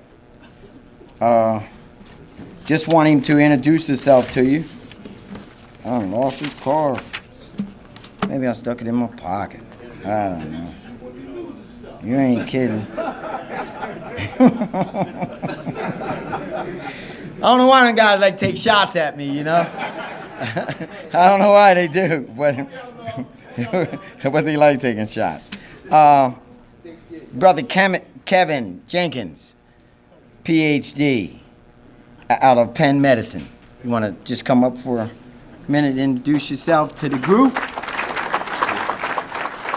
All right, I will not belabor you long. Before I did anything with the PhD stuff and they call you doctor and all that, I used to be an announcer for football, basketball, and the band at North Carolina Central University. I was the first lottery host for the state of North Carolina, and I was the AAA affiliate of Tampa Bay Devil Rays' on-field announcer. So I know how to sit down when necessary. I know how to hype you up and sit down again. Let me say this. What we do in my job today, we work with veterans. We also work over at Penn with folks that are dealing with the ideas of stress. But one particular group, as these brothers were coming up, it made me think about something. So we just launched a series called Win-Win, WINWHEN. How do you win when life is hitting you in the face? And many of us understand and know that if you stand at the 50-yard line right before a game and you go to the other team and be like, look, you let me score, I'll let you score, it's a win-win. We know that's not how it really works in life, right? Well, what we're noticing is that there are so many of our young people that don't have a drive and a competition to them because they think everything is a compromise. And what we're here today is to honor this man. There was no compromise in the fight for justice. And what we have to be able to do is teach our young brothers and our young sisters in our communities how to win when things get hard. 40% of athletes will face depression, whether while you're playing or after sports. We work with NFL players. I've been working with them for the last 2 years about dealing with life after sports. So imagine talking to the number 2 overall draft pick from 03, LeVar Arrington. We on the phone at midnight having a conversation about this very topic. Imagine how many players don't make it to that league minimum year to get the retirement packages. Most of these brothers don't have insurance. What I'm trying to tell you is we have a lot of fights out here, but more importantly, in my little bit of time up here, one person is dying of cancer in a minute. Every 60 seconds, one person is dying due to heart disease. Every 16 seconds, one person is diagnosed with diabetes. Within that 16 seconds, when those 60 seconds, that 1 minute, they're more likely to look like I do. We got to learn how to win-win, brothers. We got a lot of stuff to fight. And I'm just asking y'all to lock up. Make sure that we surround these young boys. Because when I first got here to Philly to start my job at Penn, I was helping this young woman. Well, she was an older woman, but I was helping her with her water, putting it on the counter at CVS. And the first thing she asked me is, do you play basketball? And I'm like, oh, that was a long time ago. I'll be 38 this year, or 39 this year. Oh, my God, this year. And when I said no, because I'm old enough now, I'm used to being able to just say, no, I don't play, because some of y'all need to just say no, too. But when I said, no, I don't play, this is exactly what she said to me. Not knowing who I am, not knowing what I do, she said, oh, I pray you find your purpose. I'm a 6'5" black man living in America, and I still get the cops called on me working at Penn. I'm a 6'5" black man in America, and I teach in a classroom with 52 students, and literally there are only 3 of them that are black women. It took me 3 years to get a black male in my class at Penn. What I'm saying to you is we got to support each other, and we got to learn how to win-win. Thank y'all much. I hope to talk with you soon.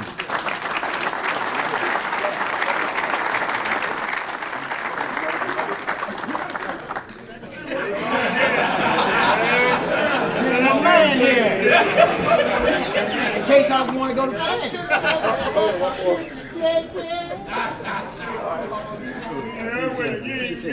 Appreciate it. Okay, here we go. I am pleased to bring to the podium Champ Hall from Lancaster.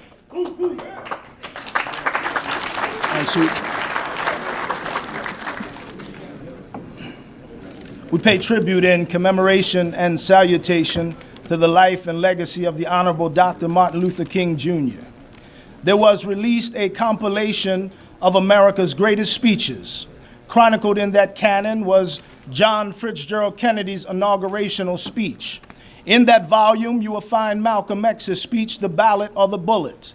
In that treatise, you will find Hillary Rodham Clinton's speech entitled Women's Rights or Human Rights. But among these speeches, the greatest speech of all time was the I Have a Dream speech by the late Dr. Martin Luther King Jr. I want you to utilize your imaginative faculties. I want you to imagine if Dr. King were alive today. This is what I believe he would say. As I journey through the corridor of time, I've marched in the 60s and I'm still marching. And as of late, I've marched in Florida over the Trayvon Martin verdict. As we watch George Zimmerman walk a free man, I've marched in Ferguson over the fatality of Mike Brown. As we march with our hands in the air as a sign of serenity and chanted the words, hands up, don't shoot, Black Lives Matter. I've marched in Baltimore over the life of Freddie Gray. As I watch the young people all over the streets of inner Baltimore rioting and looting. And I've marched in New York over the fatal chokehold of Aragona. The NYPD said the chokehold was legal, but I would contend to say to the New York Police Department, excessive force is illegal anywhere in America. As he took his last breath and said, I can't breathe. And I want to say to America, I can't breathe. As long as the Negro is the victim of the unspeakable horrors of police brutality, I can't breathe, America. Black on black crime has reached epidemic proportions in urban America. I can't breathe. Man in his scientific ingenuity has designed cell phones and computers in this technological savvy age that I know nothing about. There is a glitch. There is a virus in the judicial system of America that must be defragmented. I can't breathe, America. I was in the Oval Office prior to President Barack Obama's departure, and I said to the president, you and I have something in common. We both are winners of the Nobel Peace Prize, but there is no peace. And there will never be peace until justice rolls down like waters and righteousness like a mighty stream. And then we have this Pharaoh by the name of Donald Trump, a Pharaoh who has faced 2 articles of impeachment, and a Pharaoh who has broken the oath of office, and a Pharaoh who knew not Joseph.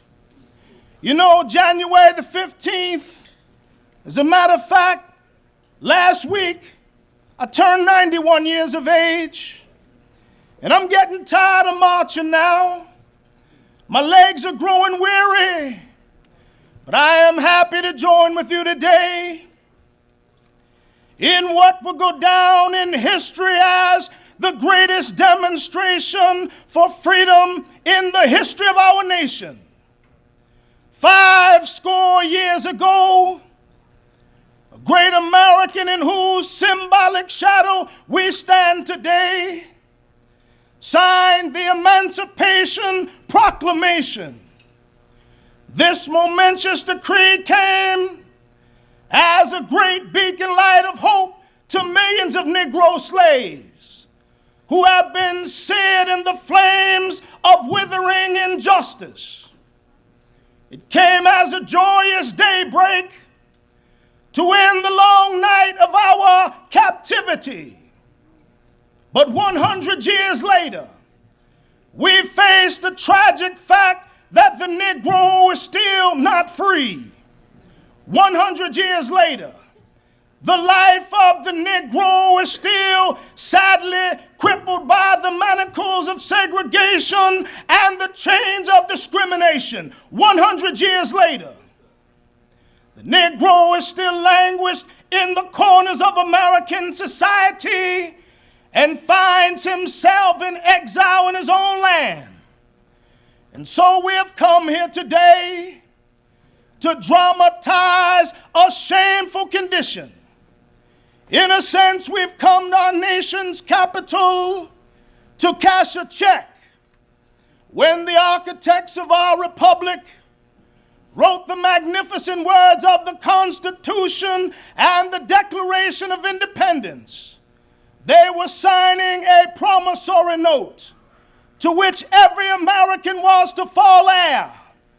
This note was a promise that all men, yes, black men as well as white men, would be guaranteed the inalienable rights of life, liberty, and the pursuit of happiness. Oh, but it is obvious today that America has defaulted on this promissory note insofar as her citizens of color are concerned. Instead of honoring this sacred obligation, America has given the Negro people a bad check, a check which has come back marked insufficient funds. But we refuse to believe that the Bank of Justice is bankrupt. And we refuse to believe that there are insufficient funds in the great vaults of opportunity of this nation. And so we have come to cash this check, a check that will give us upon demands the riches, the freedom, and the security of justice. We have also come to this hallowed spot to remind America of the fierce urgency of now. This is no time to engage in the luxuries of cooling off or to take the tranquilizing drug of gradualism. Now is the time to make real the promises of democracy. Now is the time to rise from the dark and desolate valleys of segregation to the sunlit path of racial justice. Now is the time to lift our nation from the quicksands of racial injustice to the solid rock of brotherhood. Now is the time to make justice a reality for all of God's children. It would be fatal for the nation to overlook the urgency of the moment. This sweltering summit of the Negro's legitimate discontent will not pass until there is an invigorating autumn of freedom and equality. 1963 is not an end, but a beginning. And those who hoped that the Negro needed to blow off steam and would now be content will have a rude awakening if the nation returns to business as usual. And there would be neither rest nor tranquility in America until the Negro is granted his citizenship rights. The whirlwinds of revolt will continue to shake the foundations of our nation until the bright day of justice emerges. But that is something that I must say to my people who stand on the warm threshold which leads into the palace of justice. In the process of gaining our rightful place, we must not be guilty of wrongful deeds, and let us not seek to satisfy our thirst for freedom by drinking from the cup of bitterness and hatred. We must forever conduct our struggles on the high planes of dignity and discipline. We must not allow our creative protests to degenerate into physical violence. Again and again, we must rise to the majestic heights of meeting physical force with soul force. And the marvelous new militancy which has engulfed the Negro community must not lead us to a distrust of all white people. For many of our white brothers, as evidenced by their presence here today, have come to realize that their destiny is tied up with our destiny, that their freedom is inextricably bound with our freedom. We cannot walk alone, and as we walk, we must make the pledge that we shall march ahead, and we cannot turn back. There are those who are asking the devotees of civil rights, when will you be satisfied? We can never be satisfied as long as the Negro is the victim of the unspeakable horrors of police brutality. We can never be satisfied as long as our bodies are heavy with the fatigue of travel, cannot gain lodging in the motels of the highways and the hotels of the cities. We can never be satisfied as long as our children are stripped of their selfhood and robbed of their dignity by signs stating for whites only. We can never be satisfied as long as the Negro in Mississippi cannot vote and the Negro in New York believes he has nothing for which to vote. No, we are not satisfied, and we will not be satisfied until justice rolls down like waters and righteousness like a mighty stream. I am not unmindful that some of you have come here out of great trials and tribulations. Some of you have come fresh from narrow jail cells. Some of you have come from areas where your quest for freedom left you battered by the storms of persecution and staggered by the winds of police brutality. You have been the veterans of creative suffering. Continue to work with the faith that unearned suffering is redemptive. And go back to Mississippi, go back to Alabama, go back to Louisiana, go back to the slums and ghettos of our northern cities, knowing somehow this situation can and will change. Let us not wallow in the valley of despair. I say to you today, my friends, even though we are faced with the difficulties of today and tomorrow, I still have a dream. And it is a dream deeply rooted in the American dream.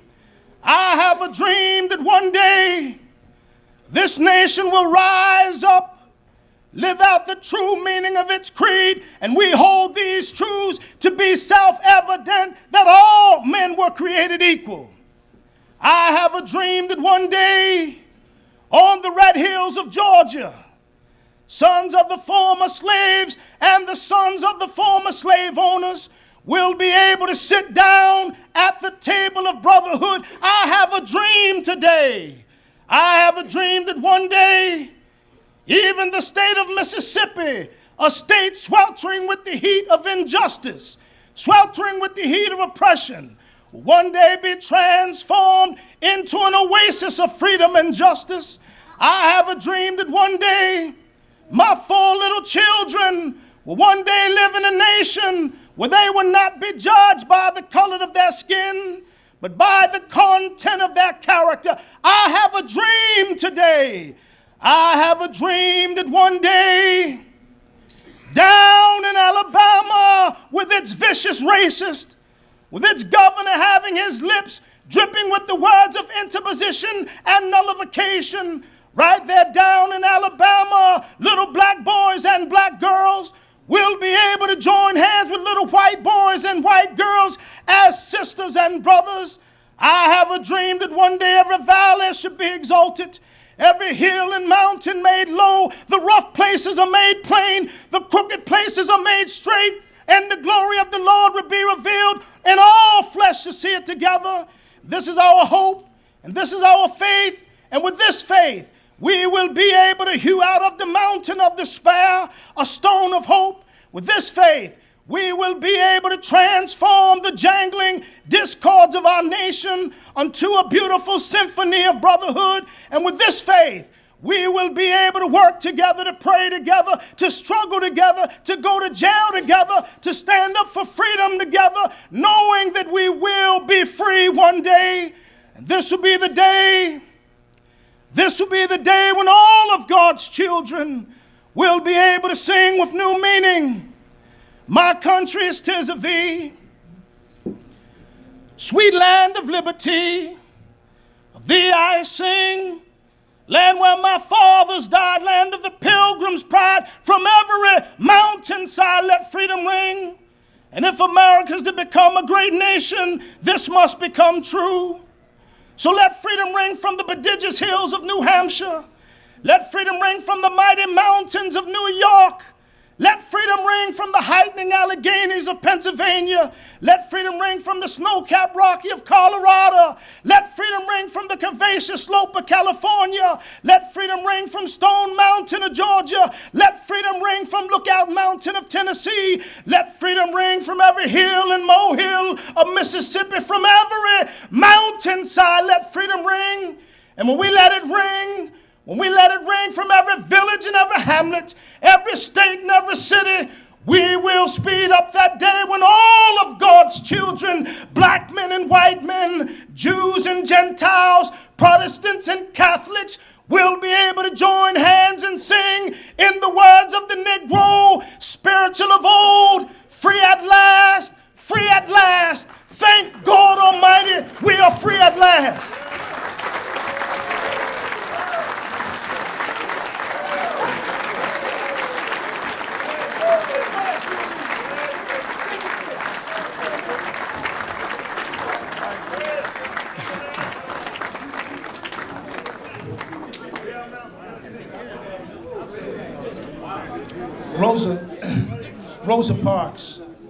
Rosa Parks sat down.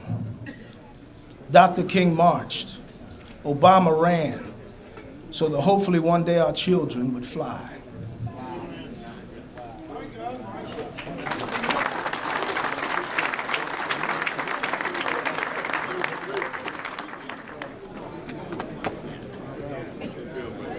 We know the drill, man. Photo.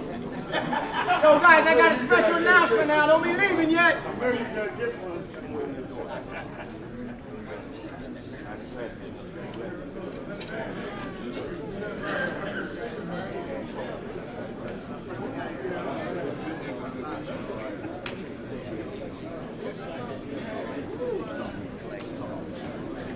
Hey guys, give me another round of applause. I just need another couple minutes and then we'll be done. We got a day of service at the city of Coatesville, and Donald's going to make that announcement. That's going to be, if you want to do something today and help out, it's a day of cleanup at the city of Coatesville, and Donald can give you that. Yeah, how you doing? We're starting cleanup today at Atkinson Hospital down in East End. A day of service. If you pick up one piece of paper, and we have 100 guys, that's 100 pieces of paper. So if you could come out, as soon as you leave here, we'll be down there, starting at Atkinson Hospital. That's in East End, and thank you for your participation. Thank you. One other thing, guys, if you don't mind, I'm gonna have to pass the hat around because I got to pay for the speaker and some other things. So if you find it in your heart to drop something in the box, I'll have this envelope here. Well, this bag, great big bag. I would appreciate it for a donation so I can take care of some folks and pay for some things that wasn't included. So if you can just drop a couple bucks a piece, 1, 2, 5, 10, 20, 50, whatever. One other thing before the benediction. Dr. Gabbin would like to make a remark, and then I'll have Mr. Phillips Jr. come up, Arthur. The third. Could all of the young people, anyone 19 and under, come forward, please? 19 and under. If you're 19 and under, come forward, please. And I know a lot of people have left, but if you're 19, come forward. Come forward. 19 and under, come forward. 19 and under, come forward, please. 19 and under, come forward. 19 and under, come forward. Little guys in the front. All up front, across the front. Just stand across the front. Stand. 19 and under, come forward. And I know it's been long, I know, but 19 and under. We don't want a major and a minor. 19 and under, come forward. Thank you. 19 and under, come forward. Line up across the front. 19 and under, come forward. Across the front. Across the front. 19 and under, come forward, please. 19 and under, come forward. Come forward. 19 and under, who we got? Come forward. Stand across the front. Line up across the front. And I want you to stand facing the audience. Stand facing the audience. Stand facing the audience. Now, and I want you to look around. I want you to look around. Stand facing the audience. Look around, look around, look around. I want you to look around. And a lot of people have already left. A lot of people have already left. I want you to look out there, and I want you to see if you can count the number of black men you see. Look out there. Look out there. Look out there. Look out there. Look out there. See if you can count the number of black men you see. Look out there. Look out there and see them. Look out there and see them. Look out there and see them. 7 o'clock this morning. 7 o'clock this morning. They weren't on the program. They didn't have to come up to speak. They didn't have any particular assignments. 7 o'clock this morning. And for years they've been doing it. They got up, they came here, and they brought you. Why? Let's not major in a minor. Many of the things that I've said have been extremely important. There's no question about it. But don't you ever go through life saying a black man never did nothing for you. Because these folks got up early to come here. Why? Because you are that important to them. They're coming because they're making a statement with their bodies the way black men always have, doing the very best they can for their people.